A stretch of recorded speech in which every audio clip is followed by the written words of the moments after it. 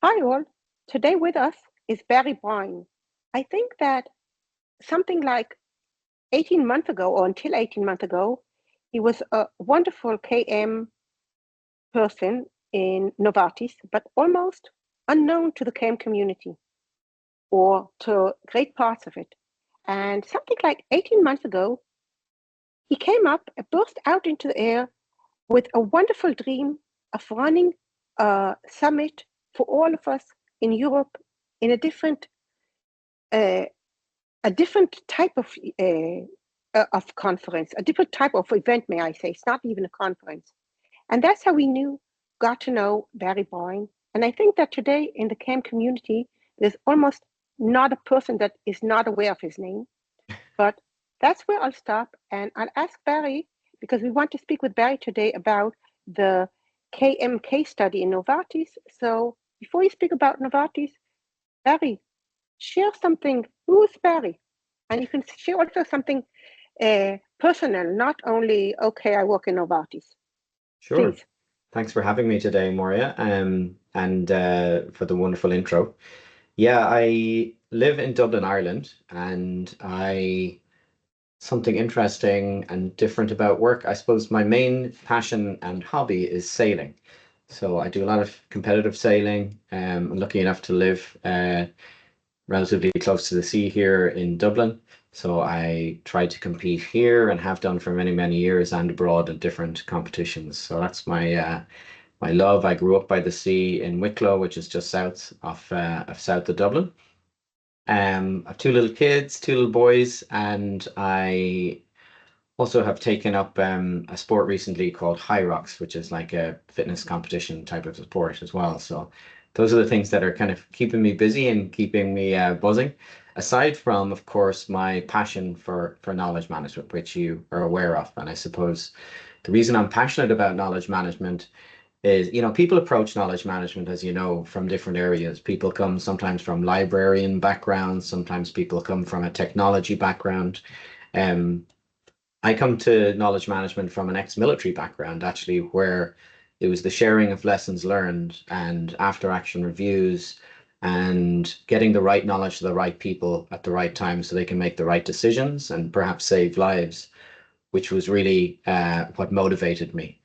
I'm also probably maybe I don't know. I don't know if I'm lazy, but I certainly don't like spending too much time in getting to the right information and knowledge. It annoys me and slow if there's technology or cultural barriers to sharing knowledge. So that's why I'm passionate about this field, and I'm passionate about connecting people. I like to have fun as well. I like to have a lot of fun. So that's why I thought it was a great idea to start a knowledge summit in Dublin.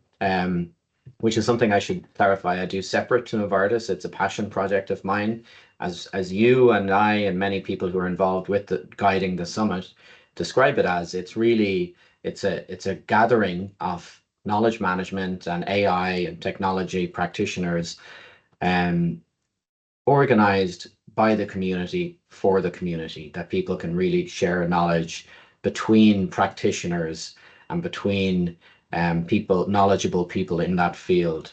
Um, so the emphasis is on less people talking at you from the stage for an hour, and more about encouraging knowledge exchange between those attending and those that have lived experience of knowledge management.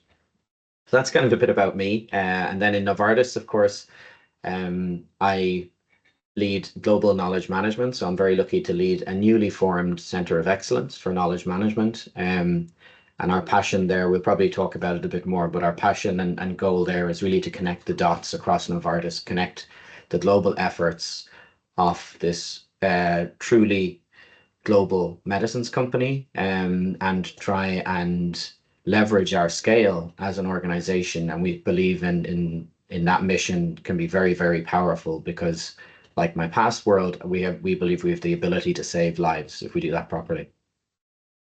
Wow. So if you can elaborate a bit about Novartis, how many employees are there? How does the Center of Excellence look like? Are there knowledge leaders in other places who also report or connected to the knowledge management team? Yeah, sure. So Novartis is a Swiss headquartered truly global medicines company with presence almost all over the world, about 80,000 people full time. We have a lot of innovative medicines. We're described as an innovative medicines company with a lot of gene therapy, a lot of very exciting developments in cancer treatment. So that's kind of the place that Novartis operates in, and the space that we operate in terms of our center of excellence, we're a very small 5-person team with really the aspiration to kind of connect the various other teams that are doing knowledge management across the organization really well.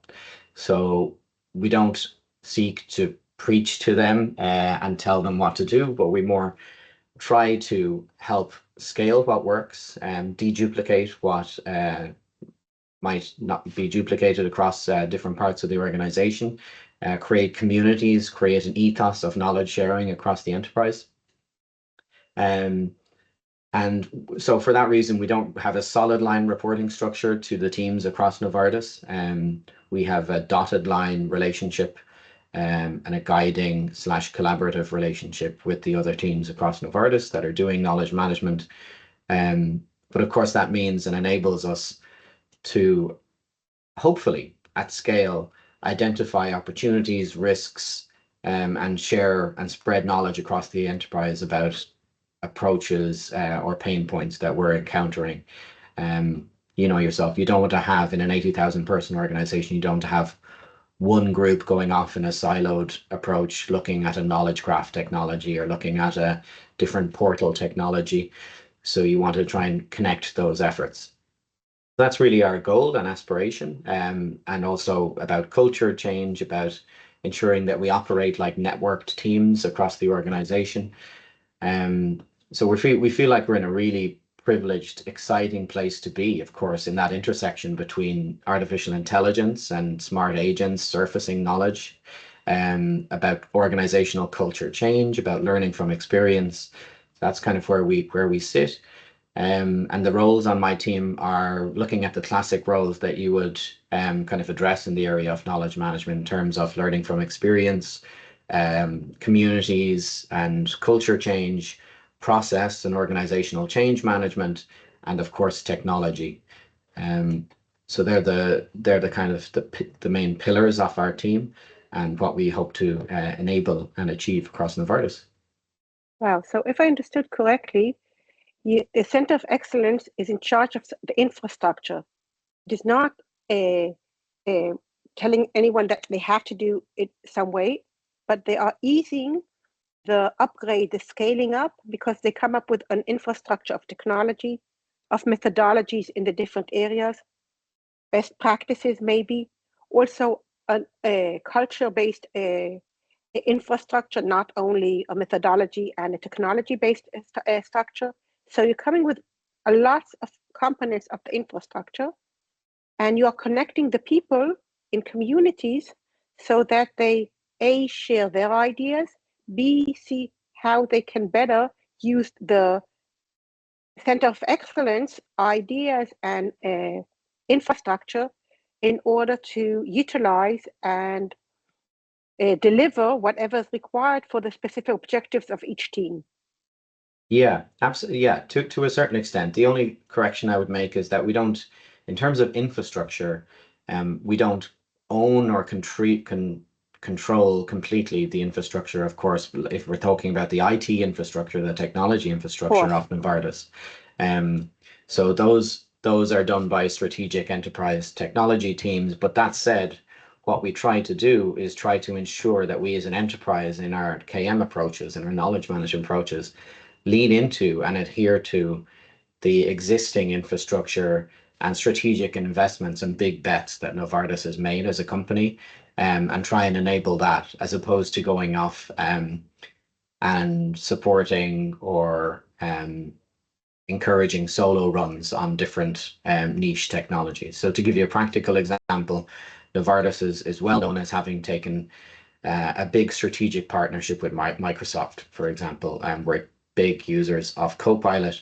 So enabling Copilot to be our knowledge discovery tool of choice and how to optimize it to make sure it has the right access to the right knowledge and good quality knowledge at that is one of our strategic priorities. And then if we speak to teams with pain points across Novartis that are coming to us with KM challenges, we would always seek to look at our big strategic platforms that currently exist in Novartis and guide towards how they can be best used for knowledge management, as opposed to running off on some niche approach.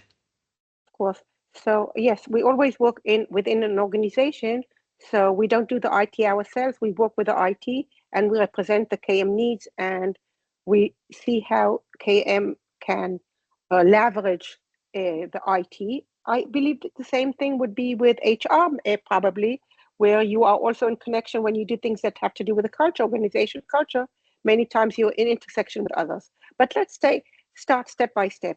You're speaking about a new form of Center of Excellence, an COE. When you approach a company with 80,000 employees, and I'm sure that they have additional suppliers and people that work within the organization, consultants and more. So it's even more than that. Where do you start? What are the business needs? Or where do you prioritize these business needs? Because it's everything. Yeah, good point. So you mentioned HR. So we actually positioned our KM COE within the HR function, which in Novartis we call P&O, People and Organization.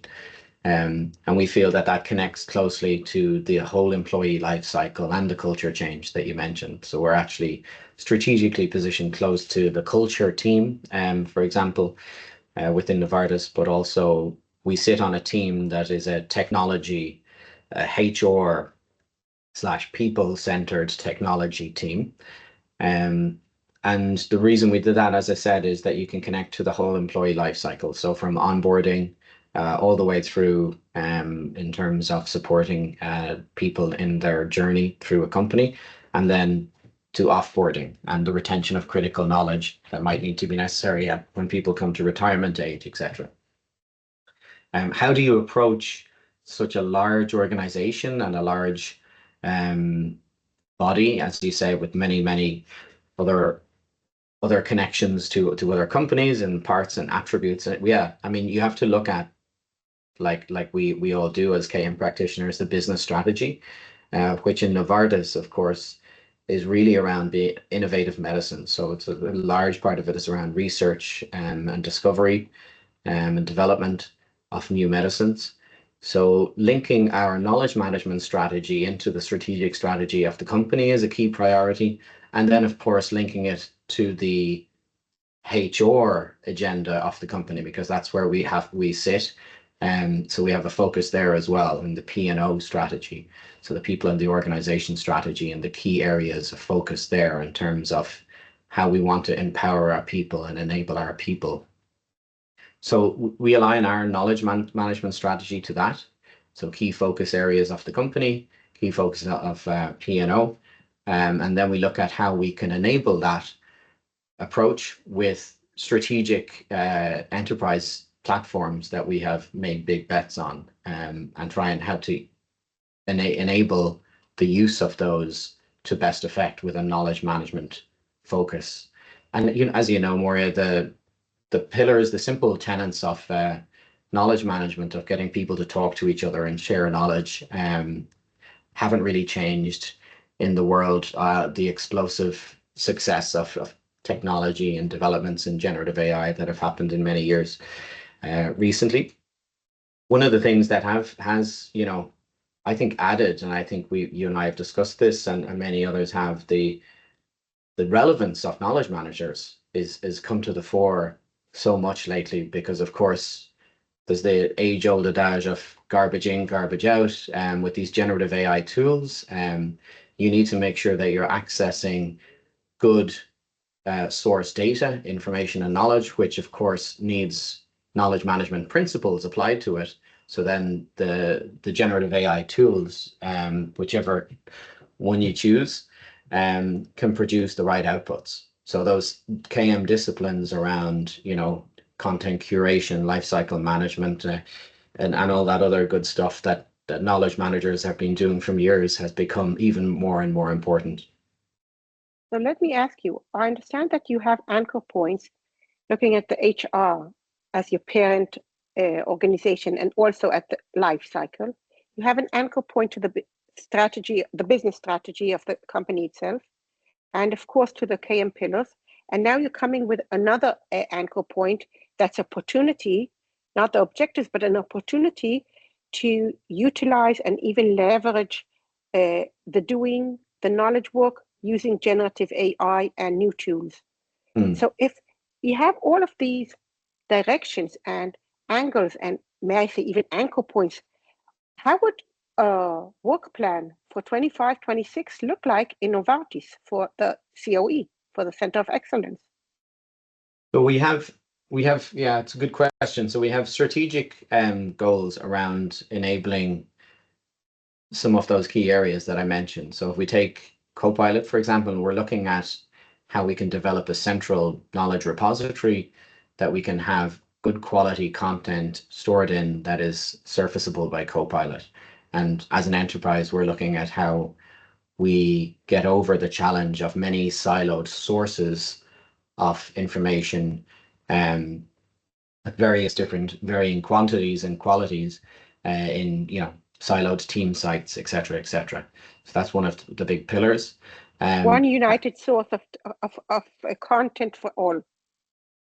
Yes, so to a certain extent, yes, we're exploring that possibility as a kind of a knowledge base of good quality, generally shareable documents and knowledge to enhance the RAG type capabilities of Copilot. We're also looking at... may I correct you? We don't want to enhance their capabilities. We want to use their capabilities to enhance our business performance. Yeah, for sure. Another big pillar of ours is professionalizing our approach to communities and communities of practice in particular. So what we're looking to do is focus in on, with a laser focus, the key knowledge areas that are important to our strategic leadership, our senior leadership, and develop and nurture communities around those particular areas and enable them both in the real world human interactions and also in their digital interactions, and ensure that they are indeed co-pilotable.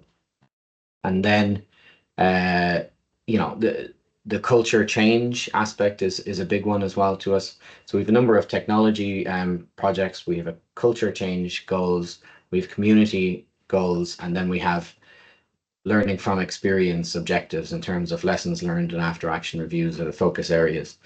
But overall, I think, yeah, you could look at this and say, how are we going to approach all of this? There's so much in it.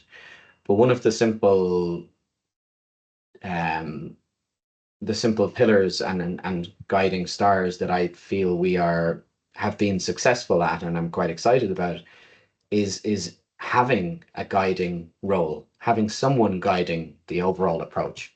What I've seen, Moria, in many organizations that I've looked at over the years is that they would have bigger KM functions, bigger knowledge management teams than ours, but they're working with no clear leadership or guidance over their one. So you might have a big pharma company, or you might have a big manufacturing company, and they would have big knowledge management departments in different areas of the business and different departments of the business, and often using different tools. I'm sure you've seen this in your career, different platforms, different repositories, and often quite independently pursuing their goal of knowledge management.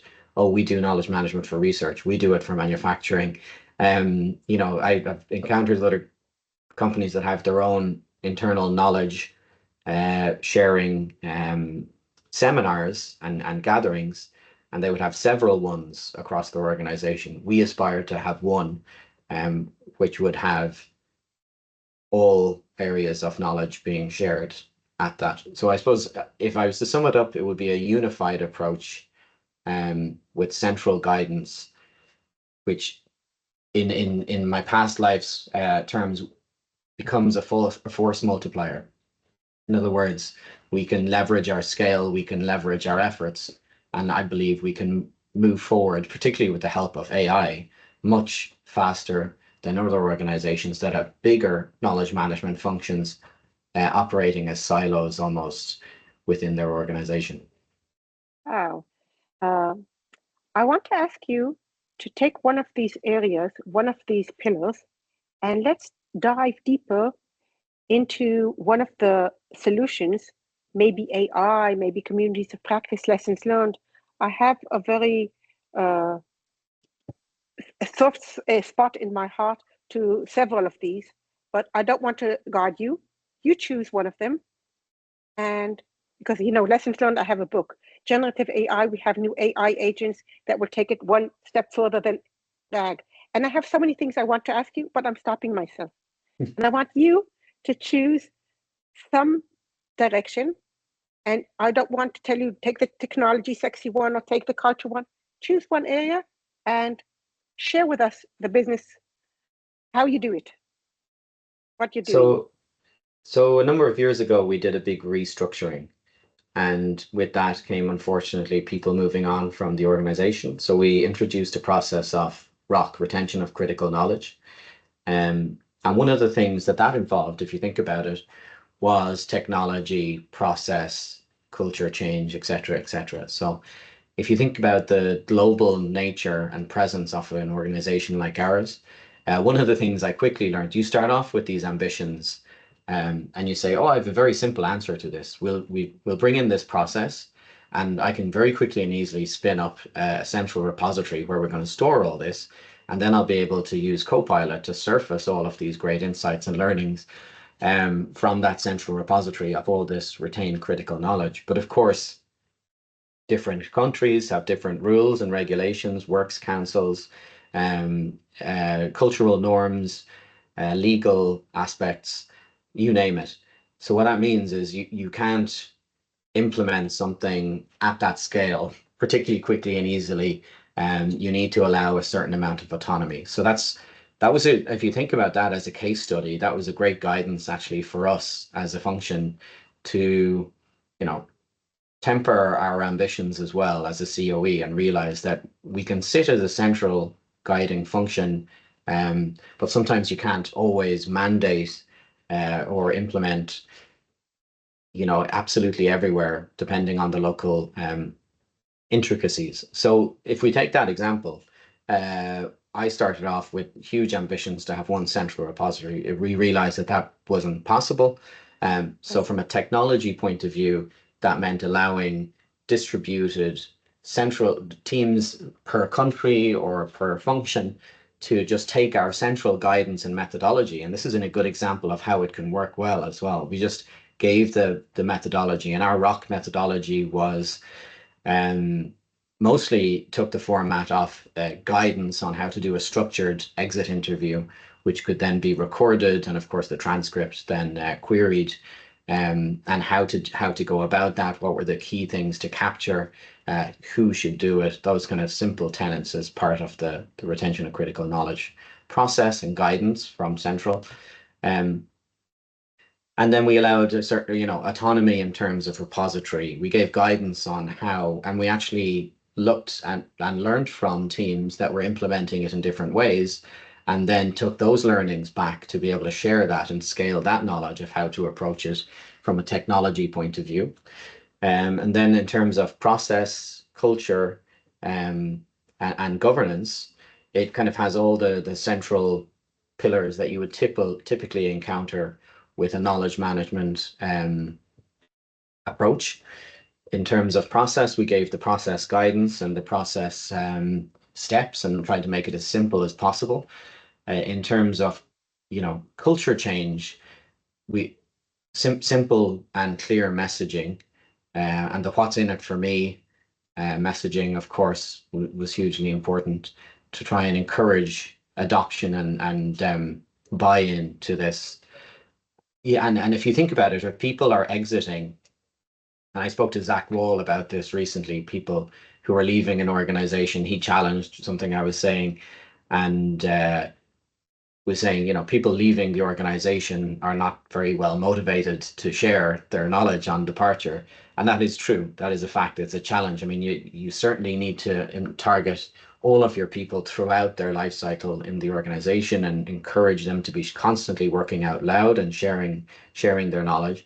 But at their time of departure, be it retirement or whatever, you can also appeal to their sense of, their legacy, their connection to the organization. If you look at our purpose as a medicines company, we target improving and saving lives. You can connect to that purpose and try and encourage people through organizational change management and psychological approaches to buy into the idea of sharing their knowledge, their institutional knowledge, to the continued betterment of our mission of life-saving medicines. So yeah, it was a good example of the culture, the challenges around content, the intricacies of legal aspects in different countries. And I suppose it brings you back to this central principle of, be modest with your ambitions to a certain extent, but also be aware of the global impact you can have for good with simple, clear guidance and standardizing a process or standardizing an approach. And we hope to do that as a COE on kind of everything we touch, and that can be daunting at times. You don't want to boil the ocean, but you've also got to realize that it is a very exciting, privileged position to be in, where you can hopefully give good guidance or scale or shine a light on great approaches that are happening across organizations for the betterment of all. Wow, wonderful. First of all, I see that you're a knowledge manager because your answer is so structured. But I want to ask you about one challenge that you didn't speak about. You Yep. spoke about the challenges that have to do with regulation and that have to do with all kinds of challenges, people maybe not wanting to share. I just want to share with you that one time when we had people laid off, we have built them a sense of identity to the small group, not to the big company that's evil. And that way we managed even to take to capture their knowledge. That was really a challenge. But I want to ask you about another challenge, because a center of excellence comes up with new ideas, as with new solutions and processes and methodologies and technologies. But sometimes we feel that we have so many ideas in so many directions, but the field does not consume them. They say, okay, that's nice, but we don't need it, or we don't want it, or we have other opportunities, other options how to do. And we, as knowledge managers, are never independent. We are also always dependent on our customers. And in your case, it's even 2 layers, because you're not even working with the employees, but in most cases you are working to convince or to offer other people in the organization how to work with the employees. So is that a challenge, and how do you overcome it?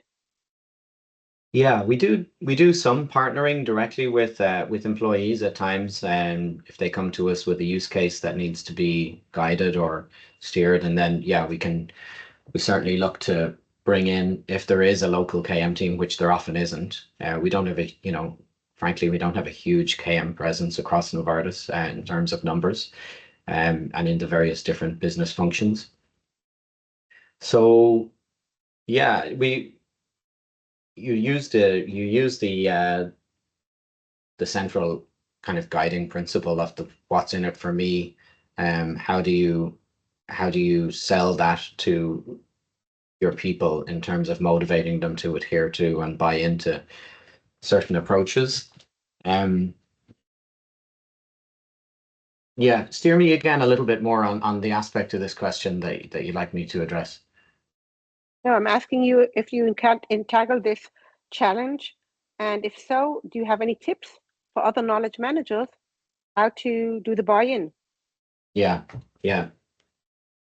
Well, there's always resistance to change, isn't there? And there's always a sense that what we have to be very careful about in a COE is that there isn't this perception that we've you don't want to be perceived as the know-it-alls, or people who think that they're the know-it-alls and know best, because of course within the business area, people that are closest to their point of need and their business world have a lot of very relevant, very pertinent knowledge about the challenge that you need to work with. So you need to demonstrate that you are listening, and that you are taking them on a journey, and I suppose demonstrating value. And all we can do really is to demonstrate and share knowledge and awareness of different approaches and tools that we have across the enterprise. Every single day, Maria, you wouldn't believe the amount of incredible tools or approaches that we discover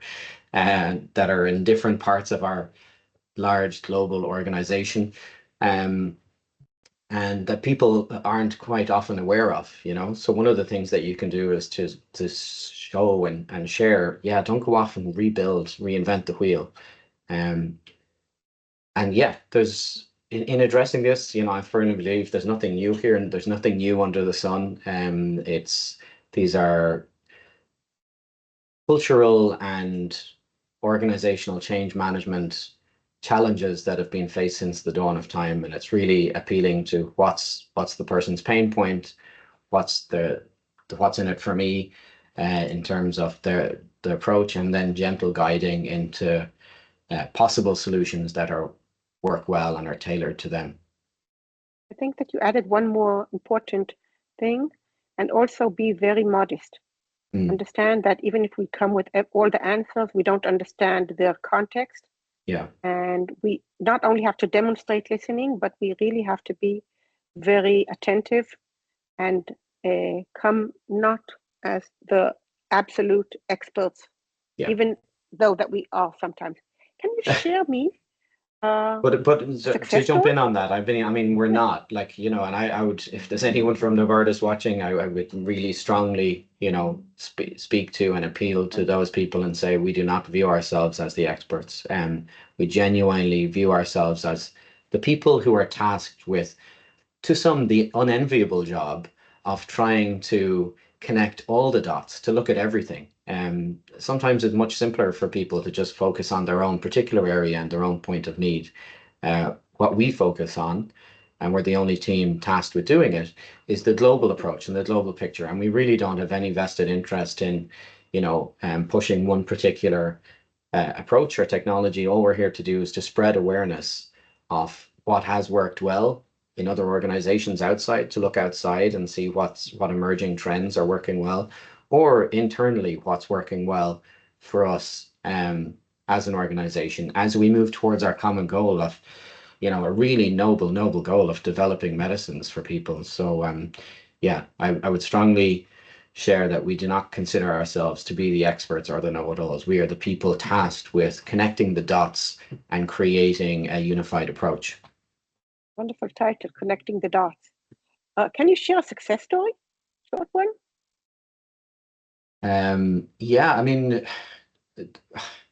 I suppose the biggest one, if I look back on the last few years as a journey, the biggest success story has been the success of our knowledge management community, which I started when I first joined Novartis. And it's demonstrated value of connecting people, often people who aren't really working in the field of knowledge management specifically, or have knowledge management titles, but are just interested in that area and passionate about it. And one direct benefit of that community, of that connection and that monthly meetup, has been the ability to identify a wonderful executive sponsor for knowledge management in the organization, but also it led to the formation of this center of excellence, this small center of excellence. So, and the recognition that guiding our approach from one central area and looking out across at our different, sometimes diverse and siloed approaches, can be, as I mentioned earlier, a force multiplier, where we can then achieve much more with a lot less than other organizations. So that's been a great success story, and one that I'm very proud of and very excited by. I think that what you're sharing is a success story also in Novartis terms, and also in Barry's terms, personal term, because it took you started something bottom up, and all of a sudden you're head of the Center of Excellence, or not all of a sudden, but it's a credential due to probably the success of this work with the community. How many people, how many employees are there that are interested in KM, that are registered, not that come every time, to this community? So we've about 180 across the organization that are kind of, registered members of that community. As you say, they don't show up for every meeting, but at times we get peaks if we have an exciting topic that we're sharing about our internal approach, or perhaps an external speaker being invited in. So it's something that we really love. And yeah, it's just, again, it's a really great way to connect, and we operate and adhere to a knowledge management principle of working out loud. So we share absolutely everything in terms of our approach, and would call then our approach globally as a co-created strategy, by that community. So that's been great. Thank you. You started with co-creation and with speaking about the community, and now we came back to it. So before we end, can you share with us your KM Novartis vision for the future? Sure, yeah. I mean, we describe knowledge management as, very simply getting the right knowledge at the right time to the right people so they can make the right decisions. Our approach will largely center around the explosion of generative AI capabilities. So we intend to, and are leveraging, and of course focusing, as I mentioned, on Novartis's big bet on the Microsoft approach to that as one of the areas, and then connections into our various different line of business tools. So we've obviously big enterprise tools that need to be accessible as repositories. So a big pillar will be AI and generative AI, of course. A huge pillar will be communities and people and connecting people. And yeah, in summary, it's about, as I mentioned, I'll use it again, connecting the dots, connecting the people, and trying to just get smart people to talk to each other, because we are an organization of knowledge workers. Everyone is a knowledge worker in our organization. And so if you hire 100 people that are knowledge workers, let's make sure that you hire someone to ensure they share knowledge with each other. Wonderful. Any ending sentence or any ending sharing to the globe, to the community, to all our listeners? I suppose I would say that knowledge management is having its, renaissance period, isn't it? It's having a real exciting growth in this area, and it will be exciting to watch as it develops further. The increased importance of knowledge management as it partners with generative AI, because the ability of generative AI to make these repositories discoverable and queryable with natural language makes the knowledge manager's role so much more valuable and exciting, but then also the necessity to have well-governed, good quality data and information as a source for these tools means that knowledge management principles, skills, people are more and more important than ever before. Wow. So I believe that if we really use and implement and utilize these generative AI tools for not only knowledge managers directly, but probably for all knowledge workers who do some knowledge management work in some way or another, even though they don't call it, maybe our next vision would be not only bringing the right information and right knowledge to the right people on the right time, but to improve and scale up the business performance based on knowledge. And maybe even a higher vision could be, and let's leverage the organization's ability and positioning due to knowledge and knowledge management. I love it. Okay. Thank you, Barry. Thank you. Thanks for having me.